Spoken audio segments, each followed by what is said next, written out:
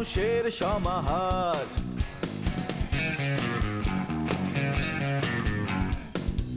ভেতর আর বাহিরে চলছে উৎসব অপেক্ষার। এই শহরের হাজারো বাড়ির মতো নিয়ে হাসি কান্নার গল্প যত, এই শহরের হাজারো বাড়ির মতো নিয়ে হাসি কান্নার গল্প যত, প্রতিবার এখানে বেজে যায় কলিং বেল।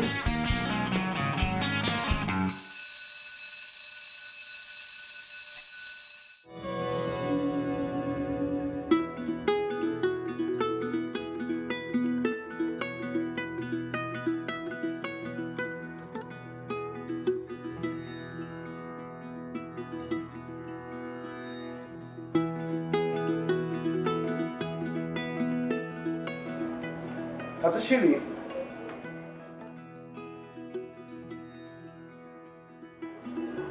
আমি একটা প্রশ্ন করি।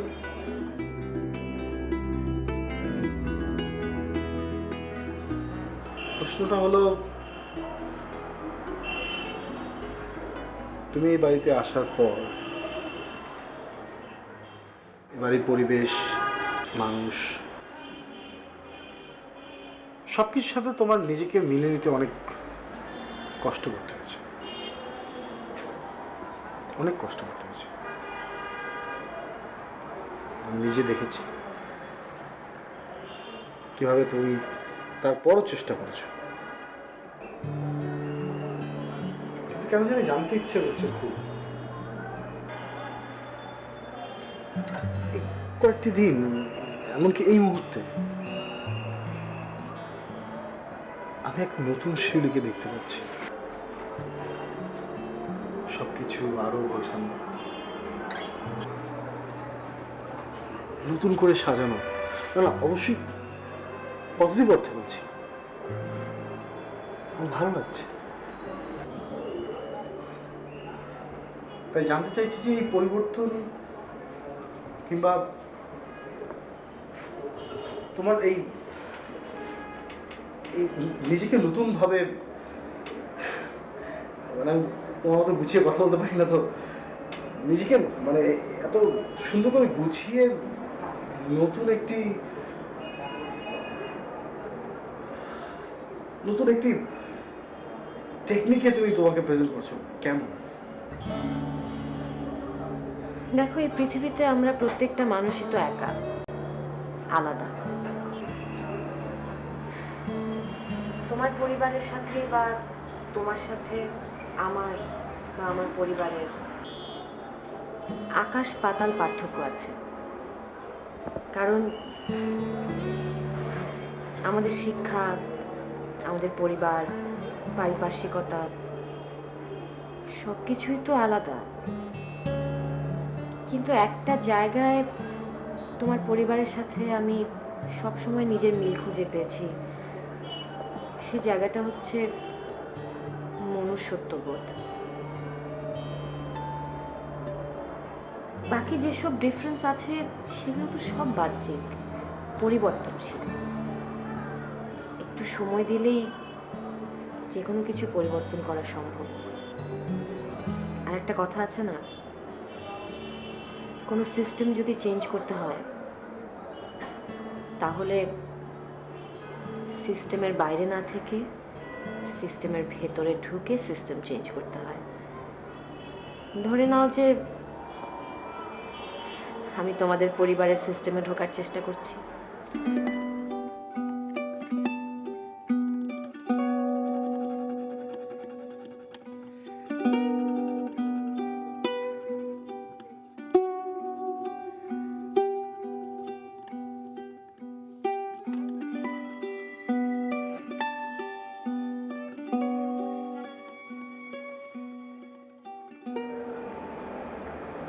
শুধু থ্যাংক ইউ বললে তো শেষ হবে না। সিস্টেমের ভেতরে ঢুকতে হলে তো আমি একলা সেটা কখনো পারবো না। সেখানে তো আমার সাপোর্ট লাগবে, হেল্প লাগবে। সেই হেল্পটা আমি চাই তুমি আমাকে করো। তোমার হেল্প ছাড়া আমি কিচ্ছু করতে পারবো না।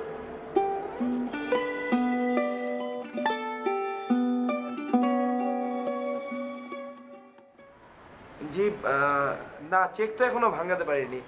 চেক তো মনে হয় আপনি আগামীকালকের মানে 17 তারিখের ডেটে দিয়েছেন। সো ওটা মানে চেকটা ভাঙানোর সাথে সাথে আমি আপনাকে জানাবো ক্যাশ করতে পারলে। ঠিক আছে? আচ্ছা বস, আচ্ছা আমি আপনাকে ফোন দিব বস। জি জি জি জি ব্যাংকে গিয়ে ফোন দিয়েছি। Thank you.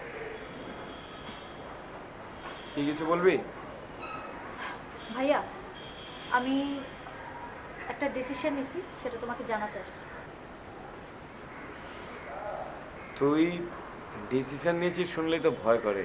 কারণ হচ্ছে তুই তোর লাইফের যেসব ডিসিশন এই পর্যন্ত নিয়েছিস সব তো ভুল ডিসিশন নিয়েছিস। কি ডিসিশন নিয়েছিস এবার শুনি? না ভাইয়া, এবারের ডিসিশনটা আমি অনেক চিন্তা ভাবনা করে ঠান্ডা মাথায় নিছি। আর আমার মনে হয় এই ডিসিশনে তোমরা সবাই খুশি হবা। আর মেইনলি আমাদের চাচি আম্মা অনেক খুশি হবে। চাচি আমার খুশি হবে কেন? কারণ আমাকে নিয়ে তো বরাবরই তার অনেক ঝামেলা। আমার পেছনে সবসময় উনি লেগে থাকে। আমাকে নিয়ে রোজই তার এই অজুহাত, এই অভিযোগ লেগেই থাকে। বলতে গেলে এক কথায় আমাকে নিয়ে অশান্তি এই ফ্যামিলিতে। তাই আমি ডিসিশন নিছি, আমি আর এই বাসায় থাকবো না, আমি হোস্টেলে থাকবো।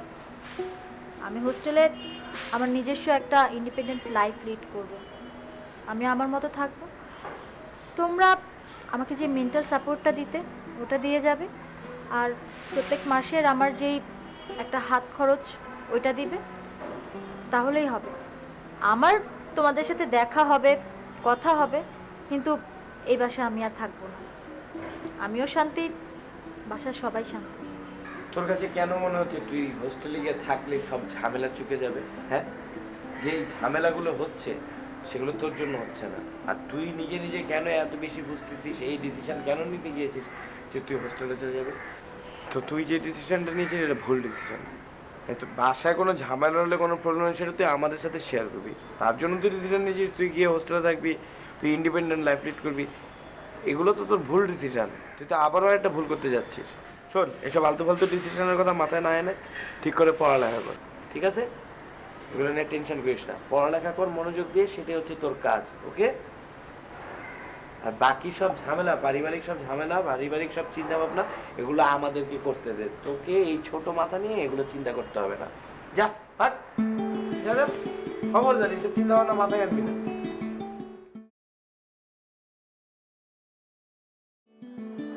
বাবলু মা, এই তোমার বউ আবার কি শুরু করছে? এটা কি শুরু করছে? কি শুরু করছে তুমি দেখো নাই? তোমার ছেলে মেয়ে সবাইরে নিয়ে ঘর পরিষ্কার করা শুরু করছে। তো কি হয়েছে আপু? এটা তো ভালো কথা। ভালো কথা ঠিক আছে, কিন্তু সে একা একা করবে কি জানি পরিষ্কার? তুমি অর্ডার দিবা তারপরে না পরিষ্কার করবে? আচ্ছা, নিজের থেকে করতেছে এটা ভালো না? ঘর পরিষ্কার করতেছে। আর আপনি তো জানেনই আপা, ও একটু পরিষ্কার থাকতে পছন্দ করে। সেটা আমি সবই বুঝি। ও এটা পরিষ্কার করে কি বোঝাতে চাচ্ছে তুমি বোঝনি? কি বোঝাতে চাচ্ছে? ও বুঝাতে চাচ্ছে ও বাড়ি ছিল না, এই সময় তুমি ঘর বাড়ি সব অপরিষ্কার করে রাখিছো, ওর আবার এসে পরিষ্কার করতে হচ্ছে, সেই জন্য সে পরিষ্কার করতেছে। আপা, আপনি যেটা মনে করতেছেন আসলে সেটা না। ও কি করে না করে কোনো কিছু তো ভেবে চিন্তা করে না। ওর যখন যা ভালো লাগে তাই করে। তাই না? সেটাও তো আমি বলতেছি, কিন্তু তোমার কর্তৃত্ব তো থাকলো না। তুমি তো এই বাড়ির কর্তা, কর্ত্রী আর কি। তুমি অর্ডার করবা, তারপরে এরও করবে। তুমি যাও, যে দেখো কি করে না করে, কোথায় ময়লা আছে না আছে দেখো। যদি কোনো ময়লাই না থাকে? যদি কোনো ময়লা না থাকে, তোমার পায়ে স্যান্ডেল আছে না?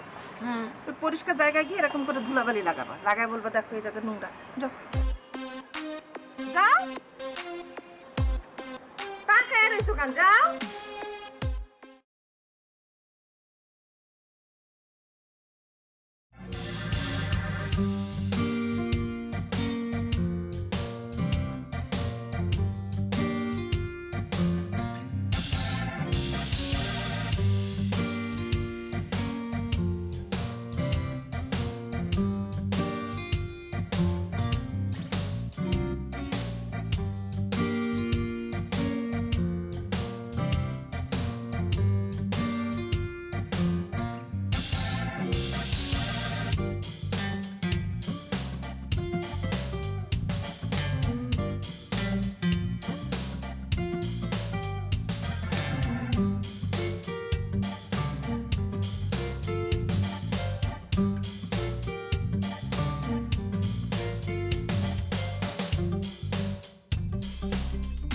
মা, এটা কি করলা তুমি? ভাবি আর আমরা মিলে সারাটা দিন বাসাটা পরিষ্কার করলাম, আর তুমি আইসাই নোংরা করে দিলা। আমার ঘর, আমার সংসার, আমার বাড়ি, আমার যখন যা ইচ্ছা হয় তাই করবো। আমি আরো নোংরা করবো, আরো নোংরা করবো। এই যে করলাম, কি করবি কর। কিন্তু মা, আপনি যদি এভাবে নোংরা করেন তাহলে তো আমাদের পরিষ্কার করতে সারাদিন লেগে যাবে। আর তাছাড়া সব কিছু পরিষ্কার পরিচ্ছন্ন থাকলে তো মনটাও অনেক ভালো থাকে। আমার লাগে না। আমার মন যখন চায় নোংরায় থাকতে আমি তখন নোংরায় থাকি, আবার আমার মন যখন চায় ভালো জায়গায় পরিষ্কার জায়গায় থাকতে আমি তখন ঘর বাড়ি পরিষ্কার রাখি। এখন আমার ইচ্ছা করতেছে আমি নোংরার মধ্যে থাকবো, আমি নোংরার মধ্যেই থাকবো। বাবলু না, তোমার সোনার টুকরা ছেলে যারে তুমি সোনার চামচ দিয়ে খাওয়াই বড় করেছো, তার হাতে ঝাড়ু তুলে দেছে। ওরে আল্লাহ আল্লাহ, রোজ কেমন হতে তার বেশি দেরি নেই। আর এই সেমডি, এই তুই ন্যাকড়া হাতে নিছিস কি জন্য? হ্যাঁ, আরে ফার্নিচার মুছতেছিস কেন? আমাদের বংশের মেয়েরা কোনোদিন বিয়ের আগে এইসব মুছেনি। অন্য কেউ যদি কাজ করতে না পারে দরকার হয় বুয়া রেখে দেবো। আমাদের টাকা পয়সার কি অভাব আছে নাকি? ওরে আল্লাহ আল্লাহ রে, রোজ কেমন হতে আর বাকি নেই। তুমি কিন্তু কাজটা একদম ঠিক করো নাই। তুমি তো শিশু শ্রম করাইতেছো, এটা তো তোমার দিয়ে আশা করি নাই।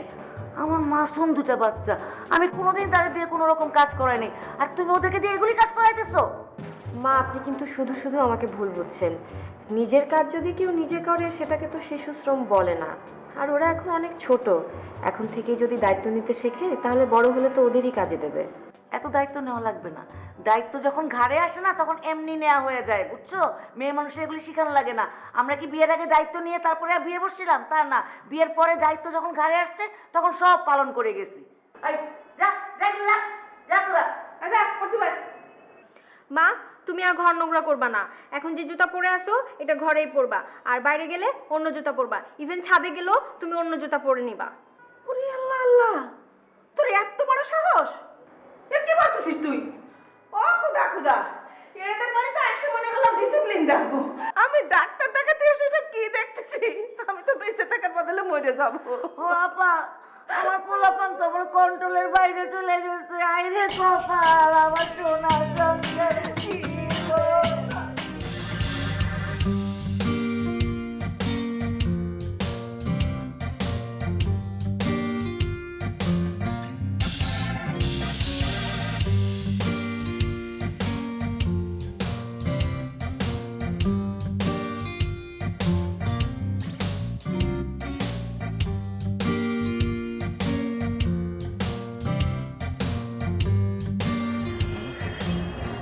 কি রে মা,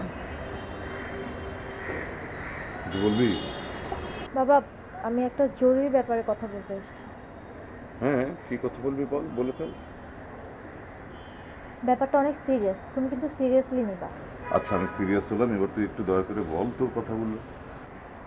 বাবা, আমি কয়েকদিন আগে ইলিয়াস কাঞ্চন ভাইকে নিয়ে আমার কলেজের পাশে কিছু হোস্টেল আছে, খুব ভালো, একদম বাসার মতো পরিবেশ, দেখে আসছি। আর আমি ঠিক করেছি আমি আর এ বাসায় থাকবো না, আমি হোস্টেলে থাকবো। মানে বুঝলাম না, আমার এ বাড়িতে জায়গাটা কোথায় কম? এত বড় বাড়ি ছেড়ে তোকে হোস্টেলে থাকতে হবে কেন? ব্যাপারটা আসলে তা না, আসলে আমি এত বড় একটা অন্যায় করে ফেলছি, ওইটার পরে বাসায় কেউ আমাকে সহজভাবে মেনে নিতেছে না।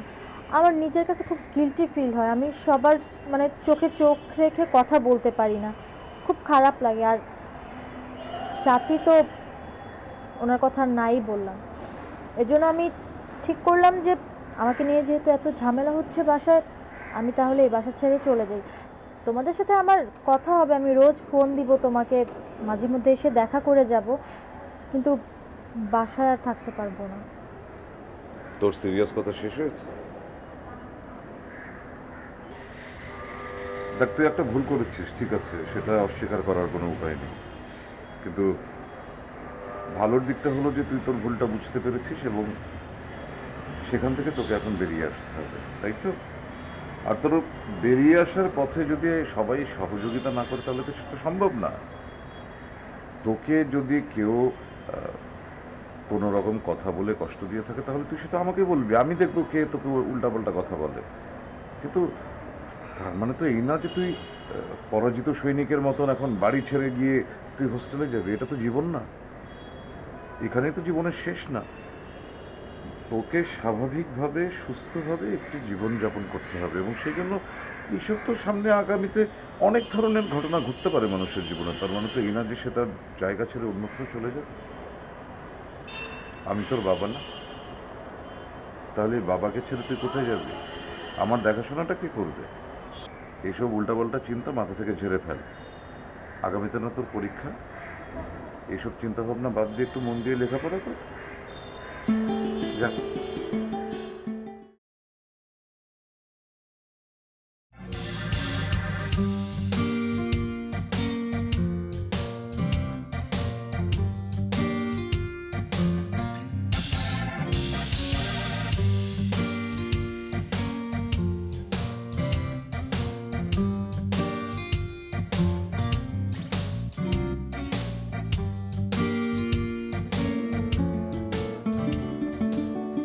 এই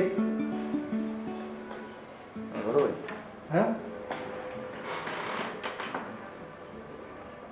একে তো তুই এই সময় বাসায়, তারপর আবার তোর সামনে বই, আবার সেই বই হচ্ছে তোর টেক্সট বুক, তারপর আবার তুই সেটা পড়ছিস। কেন বলতো? শরীর ঠিক আছে তো? মানে কি সমস্যা কি বলতো? কি খবর ভাই? ভাবি যেভাবে আমাদের পড়াচ্ছে বড় ভাই, আচ্ছা, বুঝেছো তো? আমার তো মনে করো যে কদিন পরে তোমার মতন হয়ে যাবো। তুমি যে ভালো রেজাল্ট করো, প্লাস পাও, তারপর ভাই আমাদের তো তোমার মতন প্লাস পাতে ইচ্ছা করে না পাও? মানে আমি স্বপ্ন দেখছি না তো লাভলু নাকি? স্বপ্ন দেখবে কেন বড় ভাই? আমি তোমারে কলম বড় ভাই, তুমি যে রেজাল্ট করিছো আমি সেই সেম রেজাল্ট প্লাস আমি পাইয়ে থাকবো বড় ভাই। এগুলো বলিস না লাভলু, হ্যাঁ? মানে এই ধরনের চ্যালেঞ্জ তোর মুখে মানায় না তো, পরে আবার দেখা যাবে ঝামেলার মধ্যে পড়ে যাবি। হ্যাঁ বড় ভাই, আমি তোমার চ্যালেঞ্জ করছি, আমি যদি তোমার মতন A+ না পাই আমি পড়াশোনায় ছেড়ে দেবো।